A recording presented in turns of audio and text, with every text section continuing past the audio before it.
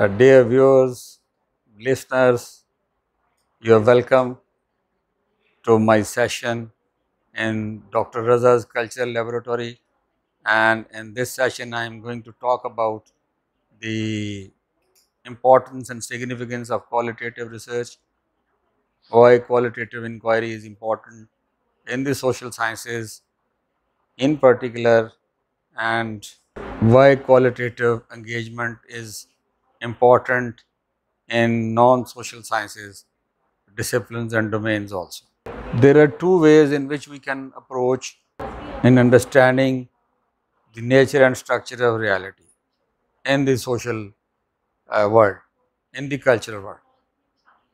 Either we can measure the social reality, number one, and number two, we can understand the meaning of the social reality and interpret what it stands for.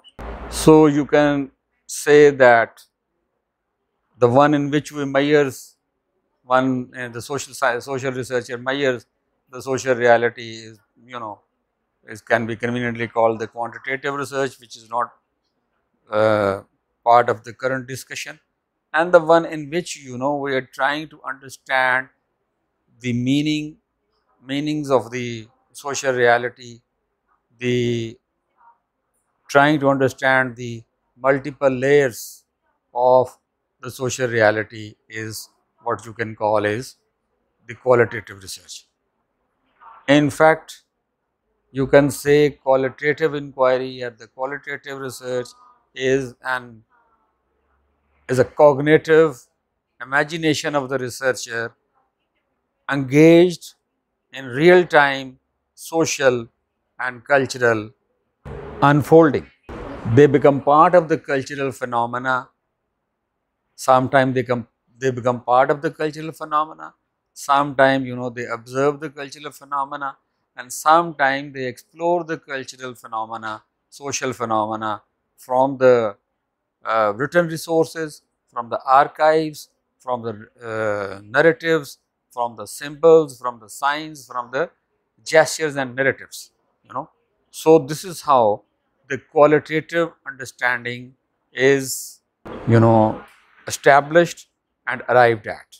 Now, why should engage in a qualitative inquiry when we can simply measure? The problem lies here.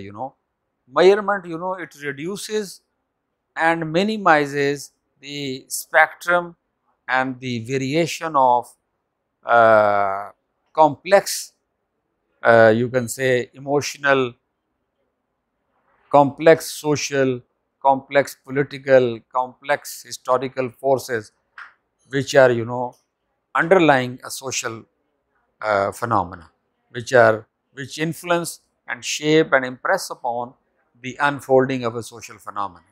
You see, by studying the averages and percentages and frequencies, we miss the real point in the study of social phenomena, and that is that the unfolding of social phenomena is the unfolding of the behavior of a living person, of a living reality, which are the human beings. We are not studying a phenomena which cannot speak about itself, which cannot communicate. Well, that is another, that will take us to another discussion, because the views on that are also changing. In physics, in quantum mechanics, now there is a great emphasis that the world is, is a cosmos, is universe, is a world, is a great information sharing and information transmitting system. Continuously information is being created and transmitted. What we previously thought that the things, atoms and the molecules, they are the material entities, some kind of tangible entities. They are no considered no more material and tangible. They are thought as information creating, information sharing entities. So, which means that they also have a life of their own. Well, having said that, I'll invite you to focus that in qualitative inquiry, what we do is that we try to understand the emotions and the feelings and the sentiments and the cognitions, biases, likes and dislikes of living human beings. So, it is very difficult to generalize about a culture. It is very difficult to generalize the behavior of a particular group. It is very difficult to generalize and average the uh, uh, uh, responses of people of an organization. There are always very significant hidden aspects within a form of life, within a social system. What Wittgenstein says is a form of life, within a form of life, which only a qualitative researcher, either by directly observing or being part of that activity, can observe. You see, just take the example of a bank. Apparently, in bank you see that the people are depositing the cash, people are drawing the cash, and there are a number of people sitting in a room, calculating, preparing sheets and everything. But the performance and the productivity and the efficiency of the employees of the bank depend on so many psychological, so many social and cultural, economic and political conditions, the environment in which they work within the bank, you see. So, that only the qualitative researcher can help us understand the environment, larger environment of corporations, of organizations, of societies and of civilization. They can help us. So, that is the significance of qualitative research. That is why engagement with qualitative inquiry is important. Now, how do we know that what we are trying to approach as a qualitative researchers, we accurately know that, we accurately understand that, you know. Now, this is a very important thing and this is a very important question. You can say this is the what is the philosophical foundation of qualitative inquiry. Like in the quantitative, we develop a hypothesis and then we go on and explore that hypothesis. We gather the data and then we corroborate the hypothesis whether it is accepted or rejected. How we conduct, how do we know the social reality as a qualitative researcher? Now, the knowledge of the qualitative knowledge is different. It is a knowledge which is derived by direct observation of a social behavior or by participating in a cultural practice or social practice or activity by the qualitative participant. The more you do it, the more you know it, the more the more you do it, the more you become part of it. The more you know it. That is what the anthropologists do. They become part of the cultural process, and by spending time, 6 months, 1 year, 2 year, 3 year, 4 year, and some certain anthropologists they spend their entire lifetime in a community, in a society, in a culture, in a tribe, and even spending a lifetime, may not give you the true inside information, but somehow you become an insider. And with insight, when you become an insider, you bring out the insight of that group, that collectivity, that culture, you know.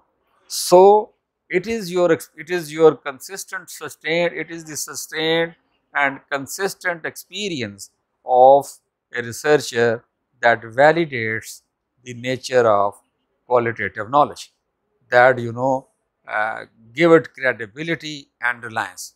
There is always a chance that the qualitative inquirer, researcher, might bring in his or her own biases into the study of the social and the cultural behavior. Social and the cultural behavior, as a social observer might become, social researcher might become her or his or her biases to the. There are ways and means of then testing and controlling those biases and those prejudices which the researcher has, and the which can be checked and removed with through proper inquiry. Now, I would share with you a very important and very significant philosophical classification, you know, by a very leading author on qualitative research. He has provided very interesting and simplified, way of understanding the qualitative phenomena or the reality, social reality in a qualitative. How can we understand the social reality in a qualitative context? So, he has said that there are 5, ways in which we can uh, understand the philosophical assumptions underlying the implications of the qualitative research process. And these, assumptions are: number one, ontology, are the ontological assumptions, then epistemological assumptions, then axiological assumptions, number 3, number 4, rhetorical assumption, and number 5, the methodological assumption. Ontological assumption of philosophical, of the nature of social qualitative research is, he says that he asks the question, what is the nature of reality? What is the nature of reality you are investigating? Reality is, then he answers that reality is subjective and multiple as seen by participants in the study.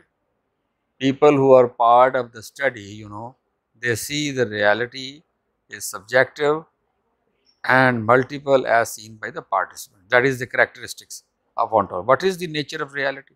And then researchers uses quotes and themes in words of participants and provides evidence of different perspectives. What is the epistemology? What is the relationship between the researcher and that being researched? The phenomena or the behavior which is being studied by the characteristic of epistemological engagement by the researcher attempts to lessen distance between himself or herself and that being researched. And the implication for the practice is, or the process of qualitative research is, that researcher collaborates, spends time in field with participants and becomes an insider. That is very important. So, the third is the axiological, what is the role of values in qualitative society? Then, what is the language of research? That is the rhetorical dimension of qualitative research.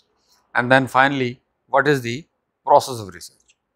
So, these are the 5 different dimensions provided by Creswell. John Creswell is a leading author, and I think as a social researcher, as a qualitative researcher, they can be efficiently applied and utilized to undertake and engage in a well organized, well thought out qualitative inquiry. But that does not mean that this is some sort of final and de facto outline and it must be followed. No, it's just he has shared his own point of view. According to my analysis, what is important for a qualitative researcher is to become reflective. Number 1 is to, number 2 is to become imaginative. Number 3, he has to apply his cognitive skills in an effective way. Number 3, he must display a sense for linguistic expression and linguistic communication. Number 4, he should have the ability to empathize, to become part of the study, part of the participant's life which he is studying.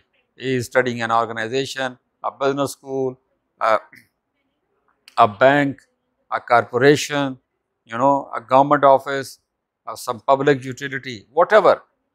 Because when you become part of your study, only then you can bring out the insider knowledge. Only then you can bring out the insider knowledge, you can bring out the insight of your uh, um, area of study and your area of engagement.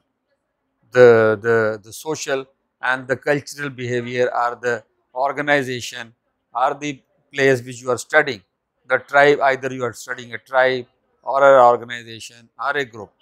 When you become part of that study, when you become part of that group, only then you are able to bring out the insight information of that particular phenomenon.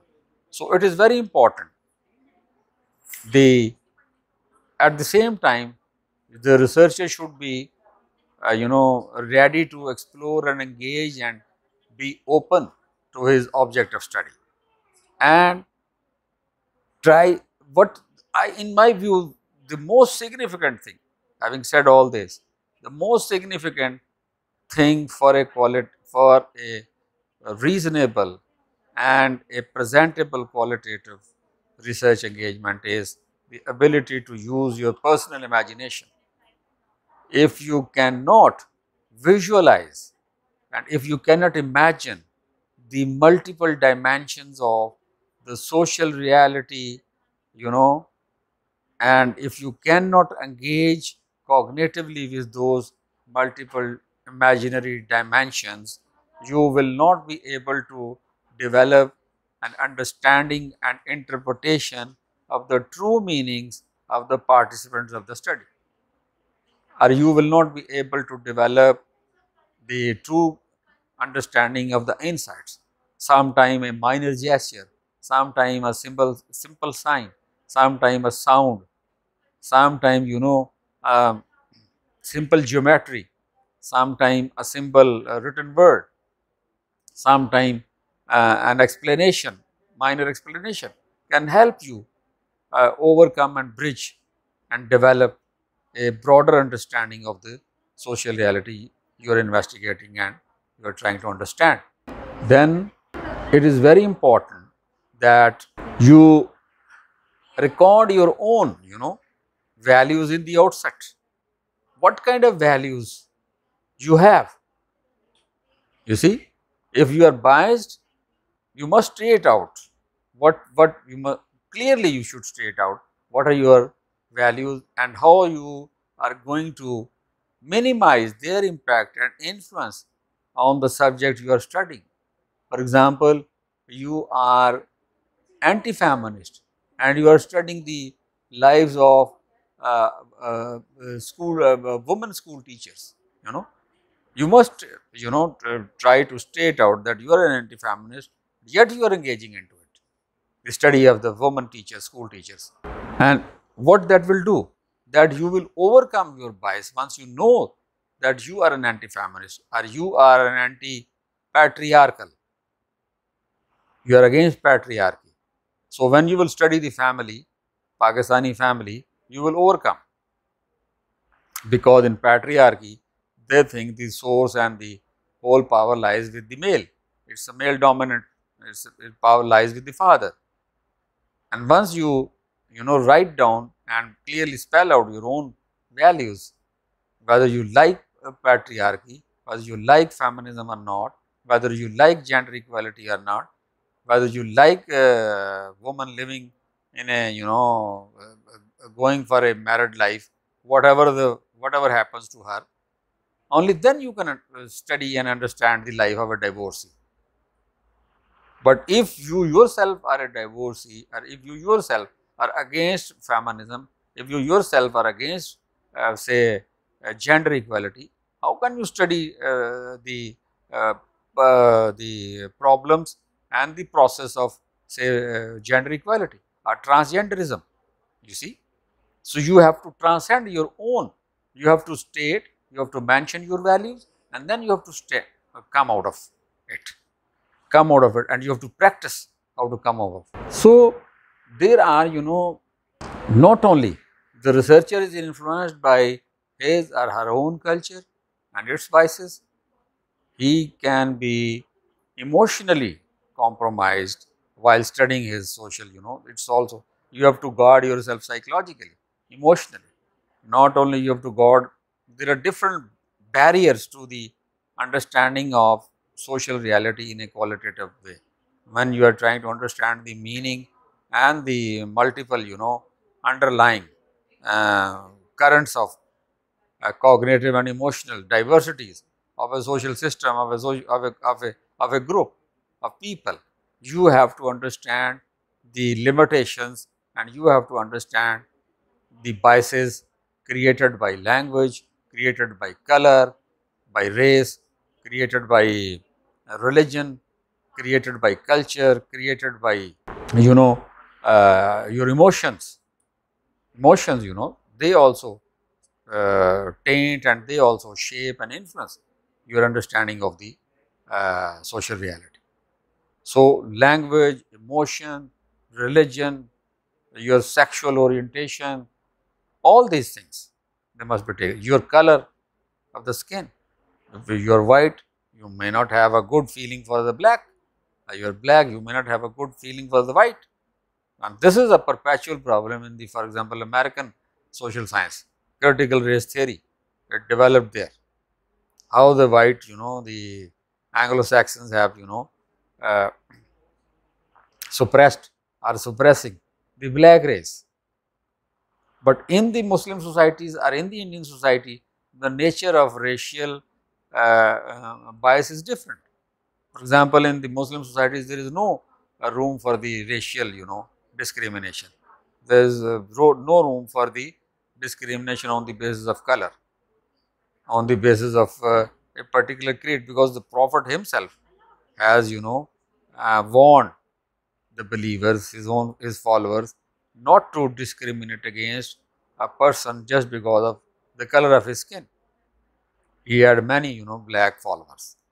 So, black and white, Arab and non-Arab, ethnic as well as racial discrimination is forbidden practically in Islam. So, you see, if you go to Hajj or go look at the any video, for example, recording of Hajj, you will find that the black, the Turkish, the white, the Persian, the Arabs, the non-Arabs, everybody is circumambulating around the Kaaba, because it's a clear cut message of spiritual equality in Islam, which reverberates and which stimulates the minds of Muslims across the world. In the Indian society, you might find a kind of racial, not racial discrimination, I would say the discrimination of creed, of different caste system, the Vedic caste system which they have inherited for the last 4,000 years, since the time of the arrival of the Aryans, a very hardwired caste system. I mean, people might look down upon it, but it has its own benefits. The caste system has its own benefits within the society. But in order to understand the benefits of the caste system, you have to come out of your own biases. But the four castes, the Brahmins, the Shudra, the Kshatriya, and the Vaishyas, their division is linked with their sacred text. And a social researcher, a qualitative researcher, if he is investigating the Indian, caste system, he must take into account the sensibilities and the cultural feelings of the Indian people, and their approach and sensitivity towards that subject, toward that idea. You see, you can outright condemn it.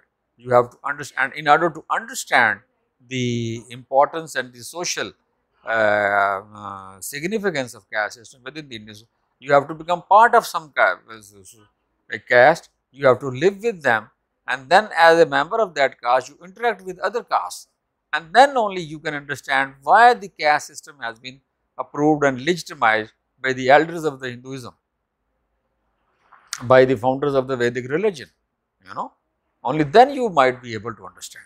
So, this is how different societies differ. Similarly, Japanese have their own preferences and biases, and a non-Japanese studying and investigating a Japanese culture must understand that.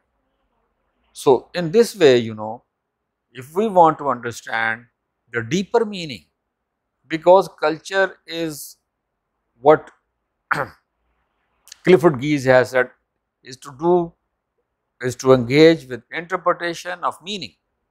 We are continuously interpreting the meanings of the human behavior, cultural behavior, and it cannot be static, it is dynamic, it is continuous.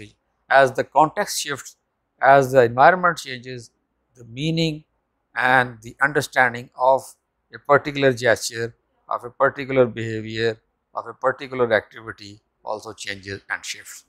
So, qualitative inquiry has a much more broader scope and much more broader, implications for the social sciences and other related, allied disciplines, and one should be well aware of the bottlenecks and the roadblocks while engaging into it. Thank you very much for today.